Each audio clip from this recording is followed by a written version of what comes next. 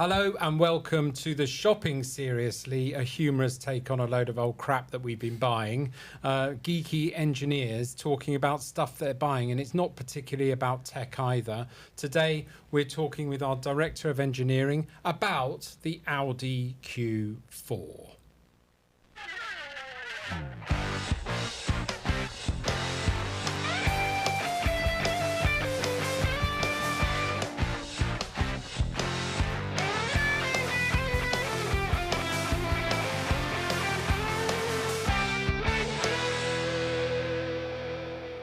Now, today we really do get a chance to be Top Gear. Fully Literally Clarkson are today. full Clarkson today. We're not in our farm. We're actually back on the forecourt, and we're talking about your Audi Q4, Nathan. Yes.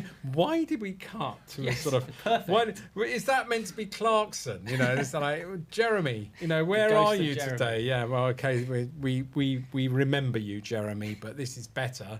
This is the Internet Seriously shopping channel, and today we've been shopping for a car. What's that all about, Nathan? Yeah, I just kind of felt like a change, to be honest. So we previously had a Skoda Octavia Estate, which we needed big space for dogs and kids and all that kind of stuff. We've got an electric Mini, and I quite enjoy the electric lifestyle. I enjoy being able to charge at my own house and not have to worry about going to the petrol station and give them hundreds of pounds every time I want to charge or fill up. Yeah, no, as somebody who's got a Mini, they're great if you're in Oxford. Yep. They're terrible if you travel all around the country. They are. And so I was doing my research, as you know I like to do when I come to make decisions. And I stumbled upon the Audi Q4, which is a fully electric SUV. Wow. It's got... there's a few different models to choose from. We've gone for the Q4 40, which is the middle of the range in terms of engines, and it's got the most range. Yeah, before we talk about that, so you basically, there are various reasons why you said you fancied a change. What other reasons would you buy a car for? Presumably end of life. Yeah, so we, I mean, there's nothing wrong with the Skoda. It served us well, but I just really enjoy the kind of electric, the fun of the electric with the torque and the speed and the... And this is really key for me, because my personal reason for changing a car is exactly that. Right. I just fancy it. It's time for a change. I might be jealous of somebody else's car. They're Audi, and I've always fancied an Audi, for example. They're Mini, and I've always fancied their Mini, for example. So it's always this sort of man cave kind of decision. It's like so. And what about your partner? What did? So I had to bring her along.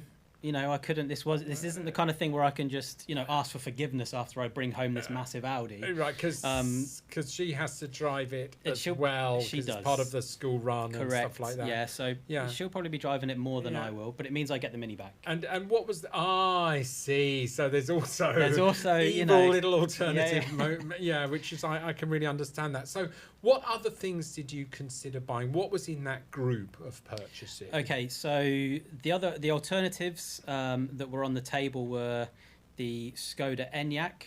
Right, you're a fan of the Skoda. Yeah. They were bought by the great VW group, and they were transformed. They've changed, I'm still in the... If you're a Skoda guy, I'm still in that old school, and I'm still locked in that old prejudice. But there we go. We can see Nathan That is fantastic, is sitting on top of his new in Oxford on top of his new. There we go. And if that is the Audi 4, is it? That's the Q4. There we go. And there's me, really sceptical next to him about why he's doing this. This is absolutely hysterical. Yeah. So I felt like.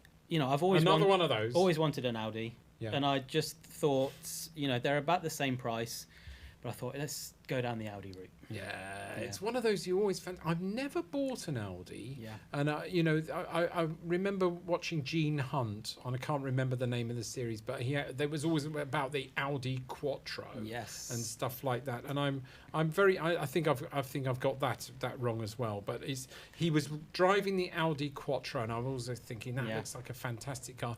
Whenever I've gone down to the Audi showroom, maybe it's the one in Oxford near our park here. Yep. They are very depressing there. And I've been told, a friend of mine said, yes, it's well known in Oxford that the Oxford Audi dealers are very depressing. Yeah. Go elsewhere and buy them elsewhere. So I'm getting mine from the Oxford Audi. I'm sorry, please treat Nathan well. I didn't mean it's just a rumour. It's just the reviews. The reviews are quite negative, but I went there because it's close to us. It's literally 5 minutes away. I've been lucky. The guy who I've been dealing with is fantastic. He's been really helpful. Brilliant.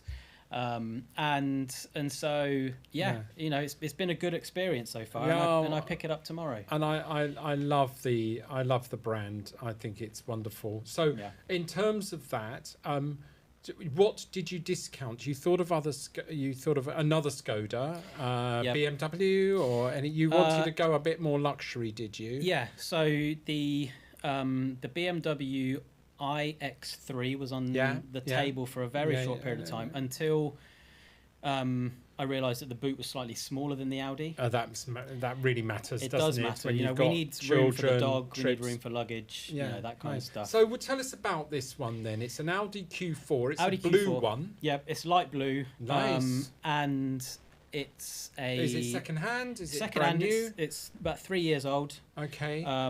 Post-COVID, mileage? How much mileage? About 30,000. Oh, it's nothing, isn't that, for an Audi? What's the nothing for an warranty on it? So what's really nice is that they are doing a 2-year Audi warranty, 2-year free servicing, 2 years MOT, 2 years breakdown. Major parts. Yes. And it's all breakdown completely service covered. included. Yeah, breakdown service included. By who? Green know. Flag, something like that. Yeah, possibly. Okay. And what about? I've caught Nathan on something he didn't geek No, about. I He know. hasn't checked that out. But what if we go on to the tech? I think you might be quite intrigued. Okay. So the range, the Mini is 90 miles. Yeah. In real world, you're looking at 90 to 100. At best. The Audi is claimed 316. Wow. In the real world, you're probably looking about 270, 280 maybe. Right, and now the Skoda that you've had, that wasn't an electric at all. That wasn't electric, that was diesel. And so you're now in the world of you're going to be able to drive out of Oxford in an electric car, correct, which you haven't really been able to do. No. People have been telling me that it can be quite like my mother-in-law was trapped in Thame at night in the cold with an electric car that was running out of batteries, and she didn't know what to do.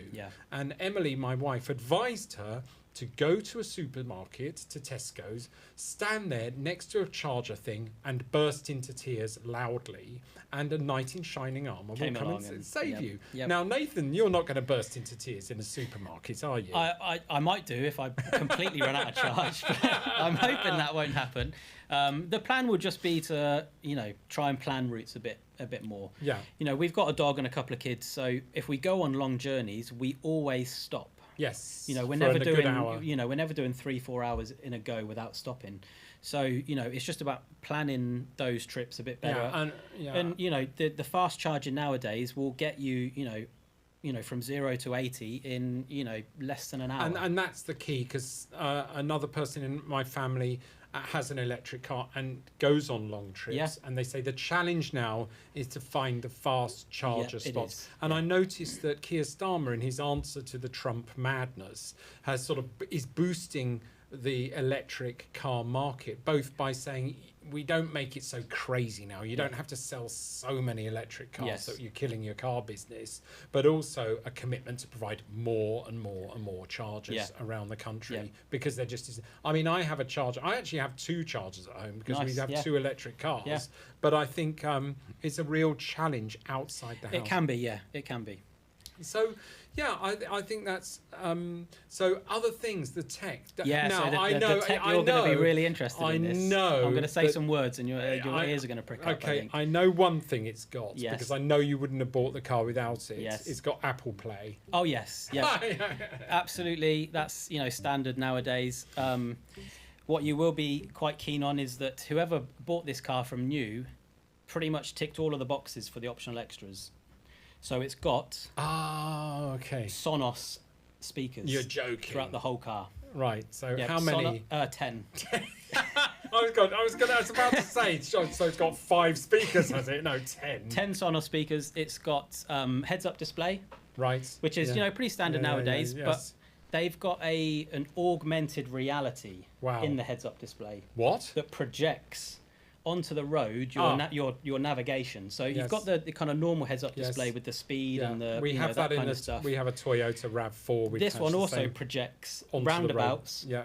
What exits you're taking, Oh, and when wow. you're coming off of motorways and things like that. It's Wow. really pretty Right, cool. so until the augmented reality becomes fantasy, Yeah. gets hacked by someone, and there's a junction that isn't actually there. Yeah. Anything else? So it's full leather, Keyless. keyless.